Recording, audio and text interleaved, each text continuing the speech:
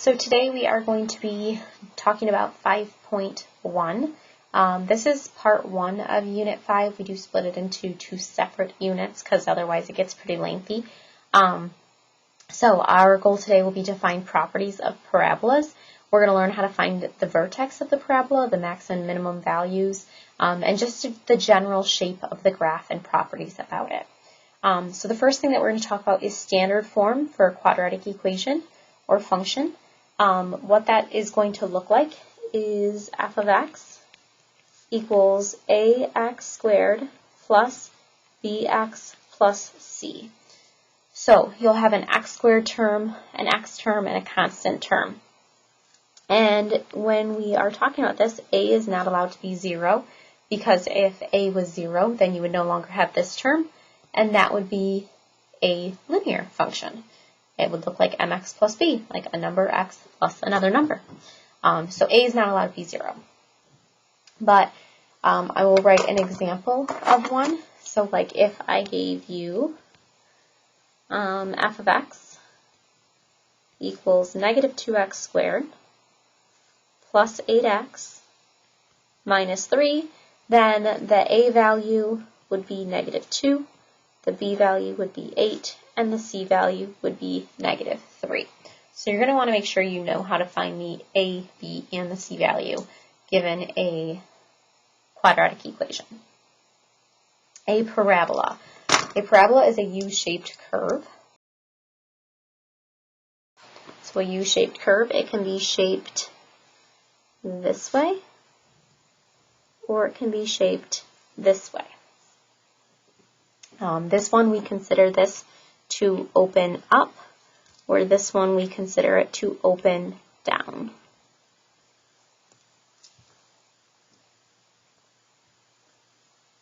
The axis of symmetry, I'm going to change colors here. The axis of symmetry is this line of symmetry that goes down the center of these parabolas. So it's the line that divides the parabola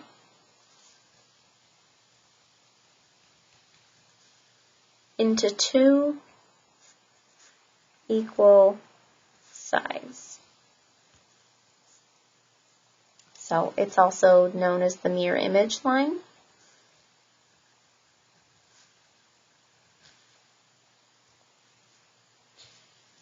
And in order to find this vertical line, the equation for it is x equals a number.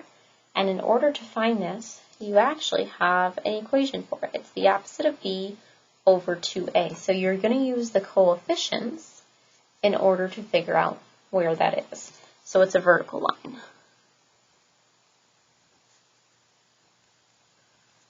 At x equals negative b over 2a.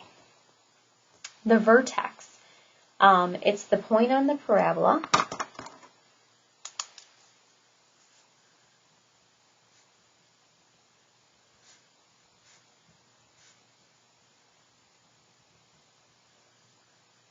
that is the max or minimum, and it's also going to be on the axis of symmetry.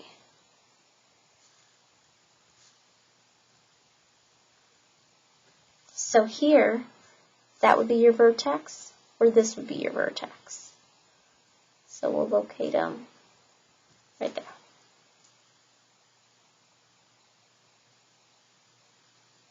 Now, if the parabola is opening down, this vertex is a maximum, versus if it opens up, this point is the minimum point. So the maximum versus the minimum here, the minimum is going to be the lowest point on the parabola.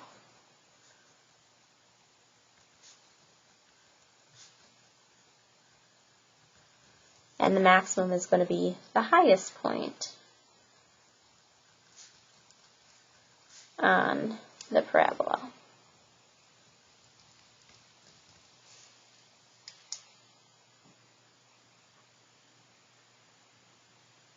All right, so then moving on to the domain and the range. Now, when we were dealing with linear functions, your domain and range were always all real numbers. We haven't talked about domain and range for a little bit, but your domain is all the possible x values.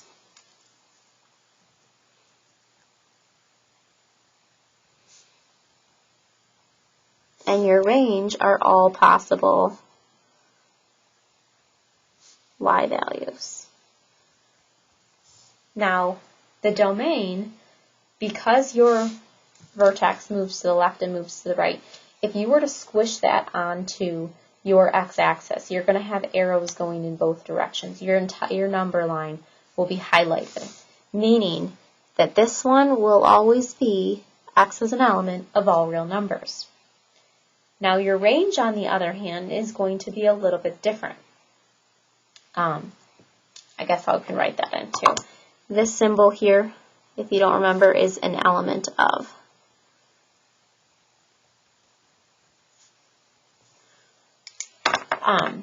So your range, on the other hand, it's going to be a little bit different because since you have either a minimum or a maximum, when you squish it onto your y-axis this direction, you're going to have a point here. It'd be a solid point. It does reach it.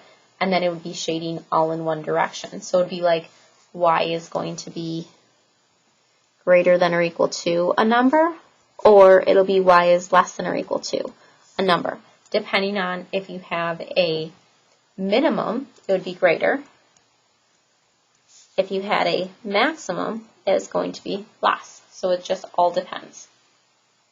For the x-intercept, we already know that your x-intercept always looks like x, comma, 0. However, when you plug in 0 for y, you can solve for x. Sometimes, though, you may not be able to get x alone and will have to resort to a different type of solving, which, when we get there, we will focus on that during the second part of Unit 5. So right now, if you plug in 0 and you can't solve for x, then you're just going to have to graph it and look for your x-intercepts that way. It is possible you can have 0, 1, or 2 x-intercepts. Because if your graph looks like this, and you have a U-shaped curve like this, this will hit the x-axis twice. Okay? If you had a parabola, and these could all go the opposite way too, that looked like this, it hits the x-axis once. If you have a parabola that looks like this, it's not going to hit the x-axis at all. So you could have 0 x-intercepts, you could have 1 x-intercept, you could have 2 x-intercepts. All are possibilities. You're always going to have one y-intercept. So your y-intercept is always 0, comma, y. Plug in 0 for x, solve for y. That one will always work. Okay. So let me write that in here. You will always have one y-intercept. All right, so now what we're going to do is we're going to move down to the back, and we're actually going to do a couple example problems. And you can see that your assignment is going to look just like these look on our examples. I'm going to do example 1 completely with you, and then what I'll do is you can pause the video, try 2, 3, and 4 on your own, and then we'll go over them. So, this very first one, your a value is always the number in front of x squared. So your a value is 2. Your b value is always the number in front of x. That is 8. Your c value is always the number that doesn't have a variable. So -3. Don't forget to look at the signs, because the signs, if it is negative, that number is then negative. So your axis of symmetry, we're going to show some work here. X equals the opposite of b over 2a. That was the formula to find this. So x equals negative of b, so the opposite of b is negative 8, over 2 times a value is 2. I would recommend solving this by hand because so many people go to type this in and they tell me they type in negative 8 divided by 2 times 2 and they get negative 8, and that's not the right answer. If you solve it by hand, you'll see you're taking negative 8 divided by 4, which is negative 2, not negative 8. So when you did it this way, you have to divide by 2 and divide by 2 again because 2 and 2 are both in the denominator. You could plug it in that way, or you can do negative 8 divided by 2 times 2 in parentheses. Then you're dividing by both those numbers to get negative 2 both those times. Either way, when you write your axis of symmetry, you cannot just write that as a number because it is a vertical line. You need to write x equals negative 2. Okay. Now your vertex is on that axis of symmetry, so that tells you the x of your vertex is at negative 2. You can figure out what the y value is going to be because all you have to do is plug that in now. The y value is equal to 2 times 2 squared plus 8 times 2 minus 3. Figure this one out. Y equals, that's 4 times 2 is 8 plus 16 minus 3. Y equals 24 minus 3. Y equals 21. So negative 2 comma 21.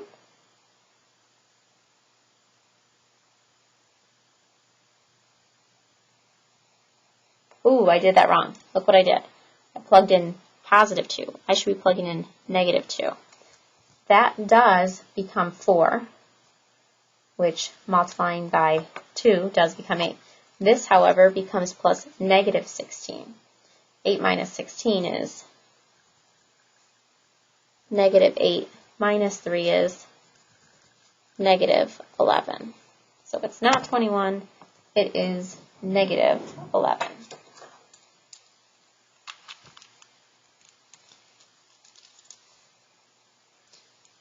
And I'm going to show you how we could have just typed that into your calculator as well. So when you get to this part, I don't care if you use the calculator. So 2 times negative 2 is the x squared plus 8 times negative 2 is your x minus 3. And you'll get negative 11. You can type it in all at once. That's the nice thing about a scientific calculator is you can type it in and it will apply PEMDAS for you. Now, this next part, we can go back to the front page and write this in as well. How do you know if this parabola is going to open up or down? If it has a minimum, that means it opens up and the a value is above 0. It's positive. If it has a maximum, it opens down, and this one has an a value below 0. Remember, a is never going to be 0 because what would happen is you wouldn't have that first term and you would just have a linear equation. So it's either a positive a value or it's a negative a value. And if it's negative, it opens down. If it's positive, it opens up. So let's take a look. This is a positive, so it opens up. And whenever I write up, I always write it with the U in up because that helps me see that this one is going to have a minimum value. It has a low point, so that has a minimum. If it were to open down, I always write my N as the parabola, and then I can see that it has a maximum. Okay, that just helps me visualize what it is I'm doing. Positive up, negative down. Those opens, that correlates directly with your a value, so the sign in the very beginning. Okay, so now back to the y-intercept. Y-intercept is always 0, comma something, so I'm going to plug in 0. Y equals 2 times 0 squared plus 8 times 0 minus 3. All those are going to go away because when you multiply by 0, they go away. So y is negative 3. So 0, negative 3 for your y-intercept.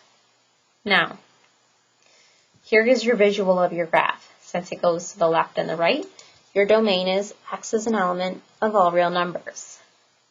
Your range has a minimum value. So you know, in this case, we're going to put f of x. If you put y there, I won't be picky. But it's going to be greater than or equal to a specific number. What is that specific number?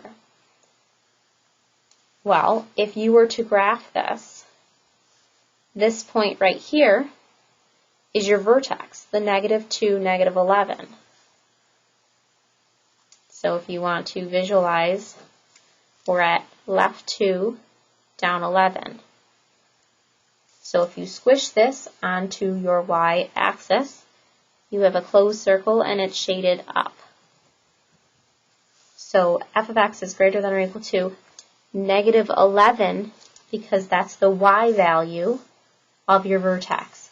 Your vertex is going to be the minimum value here. And range is your y, so you have to look at the y number in your vertex. Okay.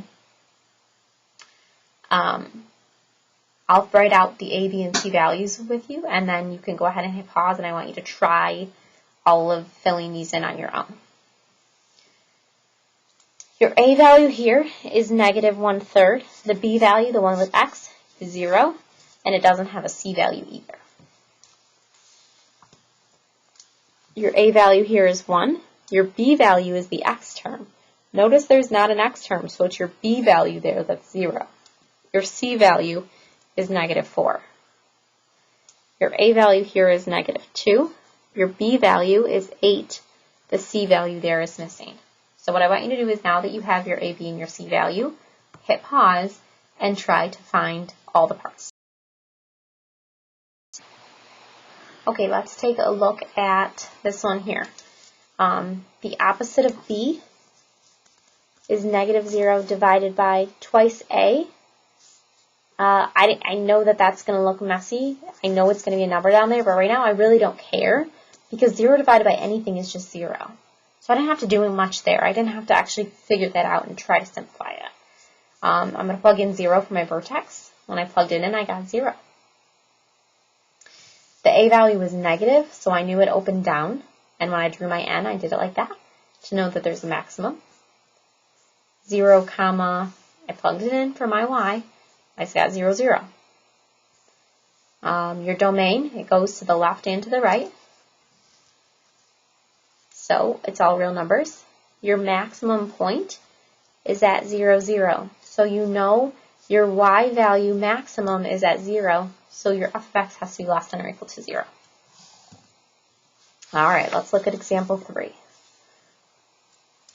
X equals the opposite of b, which would be negative 0, over something. It doesn't even matter what the bottom is because 0 divided by anything is still going to be 0. 0 goes here. When you plug it in, 0 squared is 0. 0 minus 4 is negative 4. Okay. A value is positive, so it opens up. We can see then that your parabola has a minimum. 0, comma, plug it in, negative 4 for your y-intercept.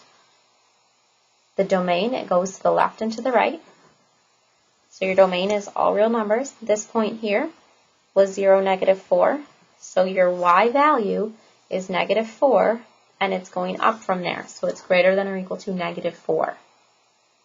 Those are your y values, your f of x values.